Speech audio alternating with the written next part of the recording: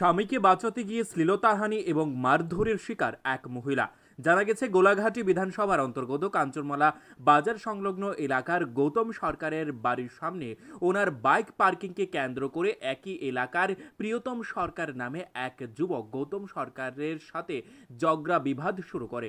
পরে প্রিয়তম সরকার নামে যুবকটি তার দুই বন্ধু পিন্টু দাস এবং রাকেশ দেবনাথকে ফোন করে ডেকে এনে তিনজন মিলে গৌতম সরকারকে বেধড়কভাবে মারধর করে।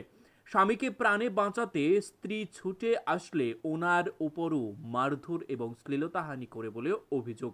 এই ঘটনায় রবিবার দুপুরে গৌতম সরকারের স্ত্রী আমতলী থানায় দ্বারস্থ হয়ে অভিযুক্ত প্রীতম সরকার, রাকেশ দেবনাথ এবং পিন্টু দাসের বিরুদ্ধে মারধর এবং শ্লীলতাহানির অভিযোগ এনে লিখিত অভিযোগ দায়ের করেন।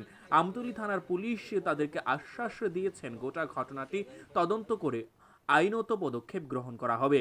এদিকে এই ঘটনাকে কেন্দ্র করে কাঞ্চনমালা এলাকা জুড়ে তীব্র উত্তেজনা বিরাজ করছে এবং নির্যাতিতা মহিলা সহ স্থানীয় এলাকাবাসীরা অভিযুক্তদের দৃষ্টান্তমূলক শাস্তির দাবি জানিয়েছেন। ঘটনাটা কি হয়েছিল? আপনারা কি লেগে আইছেন এখানে? এখানে আইসি আমি, এখানে তারা মাঠে মারধর করছে, তারপর আমিও অনেক বিচার চাই। কারে মারধর করছে? গৌতম সরকারের। আপনার কি হয় উনি? আমার স্বামী। আচ্ছা, মানে কারা মারছে? প্রিয়তমে দুজন আনছে, ফোন করে আনছে, তারা দুইজন রাইন আসে, তারা এসে আমি বলেছি তারাও লাগবে না, তোরা লাগবে না। না, তারা শুনছে না, তারা আমার উপরে দিয়ে মারধর করছে।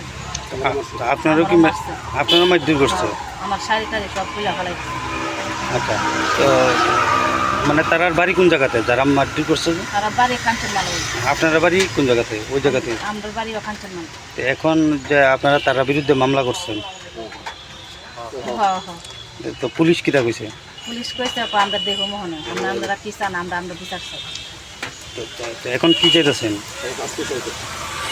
আমিও মনে চাই, বিচার চাই, শাস্তি চাই। আচ্ছা। Bureau report, news live 24 Tripura.